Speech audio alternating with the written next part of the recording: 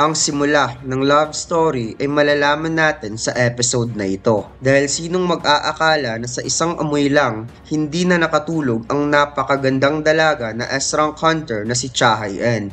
Nagsagawa ng research si Jinwoo patungkol sa gaganaping hunter auction at nalaman niyang sobrang mamahal ng mga equipments. Akala ni Jinwoo na sapat na ang kanyang naipon para bumili ng equipments upang protektahan ng kanyang sarili sa malaimpyernong init ng Demon Castle. Sinubukan niyang maghanap sa store ng system, subalit wala siyang nakitang equipments na suitable for Demon Castle, kaya naisipan ng ating bida na ibenta ang Orb of Avaras. At least may nabenta siya, since ang effect nga ng orb ay kayang doblehin ang magic power, kaya paniguradong magkakaroon ito ng malaking halaga.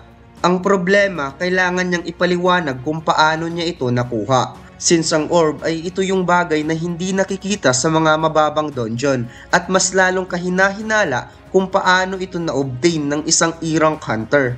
Mayroon na lamang kaunting panahon si Jinwoo sa pagiging E-rank hunter bago niya makuha ang S-rank hunter license. Napaisip ang ating bida kung paano siya makakapasok sa isang E-rank dungeon upang makapag-level up dahil paniguradong walang makipag-team up sa kanya since isa siyang E-rank hunter. Subalit bigla niyang nakita ang isang team na currently nagre-recruit. Lumipat ang eksena sa isang request file na gustong makita ni Go Gan-hye at ito nga yung hunter record ni Song Jinwoo bilang E-rank hunter 4 years ago. Wika ni Go Gan-hye na parang nagpapakamatay daw itong si Jinwoo kung totoong isa siyang false ranker noon pa. Subalit ayon daw sa testimony ng mga huli niyang nakasama sa raid 4 years ago, hindi ganun ang nangyari. Namangha si Go Gan-hye sa record ni Jinwoo dahil sa kabila ng palaging nasusugatan during raid, hindi pa rin ito tumitigil dahil sa medical bills ng kanyang ina. Ang pag-aaruga daw ng kanyang kapatid at sa ina nitong may sakit ay bibihira lamang sa isang lalaki na tumayo mag-isa sa pagkawala ng kanyang ama. Sinabi ni Jinchul na mayroong bagong report patungkol kay Jinwoo na sumali daw ito sa isang raid ng Hunter Guild. Kaya nagulat ang chairman at napagtanto niyang puro lang pala salita si Jinwoo. Subalit ang totoo, naakit pa rin ito sa contract down payment ng Hunter Guild. Tugon ni Jinchul na ayon daw sa kanyang source, si Jinwoo ay sumali sa mining team instead of attack force. Kaya naguguluhan ang chairman kung bakit sumali ang isang S-rank hunter sa mining team at mahirap daw maunawaan ang takbo ng utak ni Jinwoo. By the way mga lods, available na ang ating solo leveling t-shirt. Sobrang angas ng t-shirt natin mga lods dahil pwede itong pang casual fit at pwede rin pang streetwear. Mabibili natin ito sa ating Shopee store at TikTok shop. Lumipat ang eksena kung saan nag-apply na nga itong si Jinwoo bilang miner ng mining team ng Hunter Guild at tinanong siya kung isa nga ba siyang E-rank hunter at ano ang kanyang experience sa trabaho. Sumagot ang ating bida na wala, subalit ang kanyang expertise ay physical combatant. Kaagad natanggap si Jinwoo at pinayuhan siya nito na huwag kabahan dahil maraming mga employee na katulad niya. At huwag na huwag daw kalimutan na dalhin ang kanyang equipments kapag papasok na sa loob ng dungeon. Wika ni Jinwoo, since ito daw ay isang high rank dungeon na divide sa tatlo ang trabaho. Una ay ang attack force na kumakalaban sa mga monster. Pangalawa ay ang mining team na nagmamine ng mga mana crystal sa loob ng dungeon. Pangatlo ay ang collecting team na kinukuha ang mga corpse ng monster palabas ng dungeon. Tsaka nababalik ang attack force para talunin ang boss upang masara ang gate ng dungeon. Lumipat ang eksena sa loob ng dungeon. Napansin nilang kanina pa sila naglalakad at umabot na sila sa pinakailalim ng dungeon. Sinalubong ang attack force ni Choi Jong-in ng napakaraming giant monster at napasabing hindi daw siya fan sa masyadong liwanag, subalit wala siyang choice kundi sindihan ng mga ito. Nagpakawala ng napakalakas na flame magic ang guild master ng Hunter Guild and in just a single magic spell lamang kaagad natusta ang mga monster at wika pa niya na binigyan lang niya ng mahinang apoy ang mga ito since kailangan pa nila ang katawan. Subalit sigurado siyang magiging abo ang mga monster na nasa malapit lang.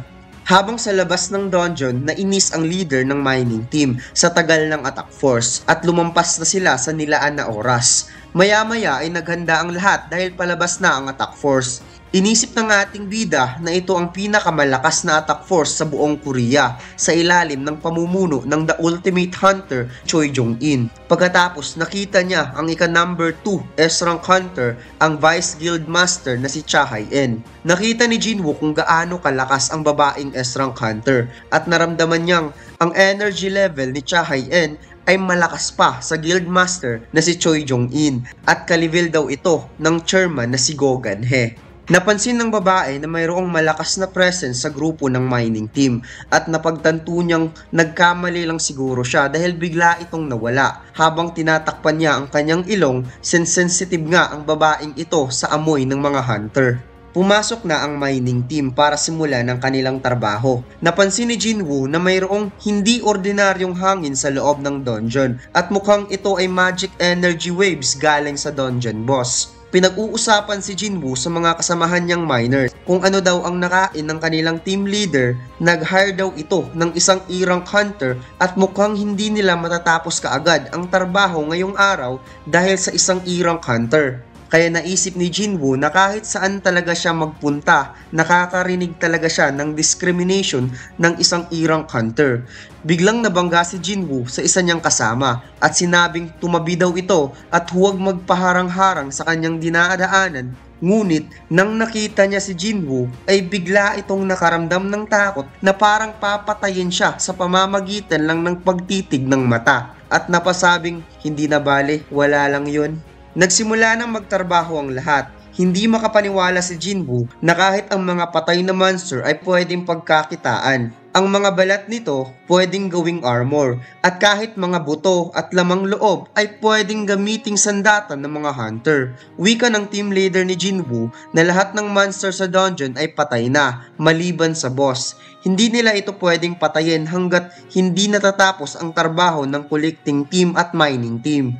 Napatanong si Jinwoo na what if biglang gumising ang boss. Sagot ng team leader na bibihira lang yan mangyari. Subalit kapag nangyari ang hindi inaasahan, lahat na nandito ay mamamatay. Naramdaman ni Jinwoo kung gaano kalakas ang boss ng isang E-rank dungeon at napagtanto niyang ang level ng boss ay mas mataas pa sa nakalaban niyang Vulcan Ruler ng 50 floor at Metos ng 75 floor ng Demon Castle. At naisip din niya kung gaano ka-organize si Choi Jong-in at Cha Hae-in bilang master ng guild, kaya hindi ito nakaranas ng dungeon incident.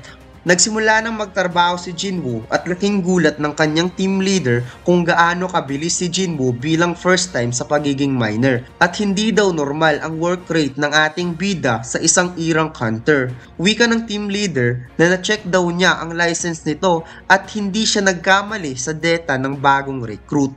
Kaya napagtanto ng team leader na isang miner blessed from the heaven daw itong si Jinwoo. Nagsimula na ang lunchtime at tinawag si Jinwoo ng team leader kung hindi pa ba ito kakain. Sagot ng ating bida na hindi pa daw siya gutom.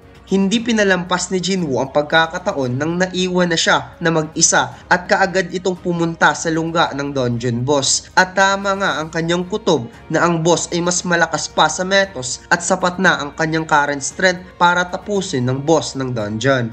Habang kinukuha ni Jinwoo ang Barocas Dagger, nagdadalawang isip ito dahil posibleng magkakaroon ng aksidente kapag gagawin niya ito dahil kaagad magsara ang gate at magkakaroon ng malaking loss ang Hunter Guild. Subalit biglang may nagtanong sa kanyang likod kung ano daw ang kanyang ginagawa. Ito pala ay si Cha Hae-in. Nakita nito na may dalang dagger si Jinwoo. Sinabi ni Jinwoo na naligaw daw siya at tinanong siya ng babae kung kabilang ba siya ng miner team at dapat daw umalis kaagad si Jinwoo dahil lungga ito ng boss. Napansin ni Miss Cha na biglang nawala ang sandata ni Jinwoo o baka nagkaroon lamang siya ng hallucination, ngunit nakita talaga niya na may dala itong weapon kanina. Sinabi niya na kailangan nang umalis ni Jinwoo dahil kapag biglang magising ang boss, maraming tao ang mamamatay. Kaagad humingi ng paumanhin ang ating bida, ngunit nang paalis na si Jinwoo ay biglang naamoy ni Cha Hae-in ang napaka-unusual na amoy. Kaya pinatigil muna niya ang ating bida at bigla niya itong inamoy, ngunit hindi siya makapaniwala na hindi daw ito mabaho. Kaya nagtataka si Jinwoo kung ano ang problema. Nakita ni Cha Hae-in ang pangalan ni Jinwoo sa ID at ito nga ay isang E-rank hunter. kaya hindi na lamang niya ito pinansin at hinayaan na lamang niyang makaalis ang ating bida. Naisip ng babae na baka dahil isa siyang E-rank hunter kaya hindi ito mabaho. Instead, nabanguhan pa nga siya sa amoy ni Jinwoo. Sinabi ng team leader na maswerte daw itong si Jinwoo dahil nakausap niya si Cha Hae-in. Palagi daw itong nagpapatrol dahil palagi itong nag-aalala na baka gumising ang boss. Dagdag pa ng isang kasama ni Jinwoo na may kakayahan daw itong si Cha Hae-in na maamoy ang partikular na kakayahan ng isang hunter. Kaya ito laging nagtatakip ng kanyang ilong dahil nahihirapan itong makahinga sa paligid ng mga hunter.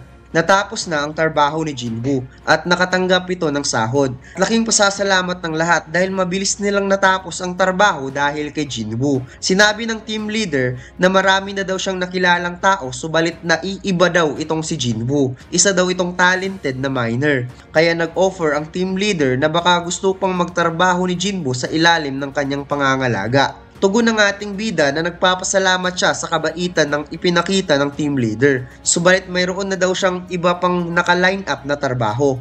Sinabi ng team leader na mayroong E-rank dungeon raid bukas. Baka available itong si Jinwoo. Subalit hindi na main attack force ang magsasagawa ng raid kundi ang second team ng Hunter Guild. Kaya kaagad pumayag ang ating bida at masaya naman ang team leader dahil parang 5 tao daw kung magtrabaho itong si Jinwoo. Lumipat ang eksena sa isang restaurant. Hiniling ni Jinwoo sa kanyang pinsan na si Yoo Soo-yoon na kumain ng sabay subalit nagreklamo ito dahil bakit pork belly daw ang lahat ng pagkain. Tugon ni Jinwoo na huwag daw maliitin ng kanyang pork belly. Ito daw ang lugar kung saan nagbabahagi sila ng alaala sa nag-iisa niyang brother at makikitang lasing na naman itong si Jinwoo.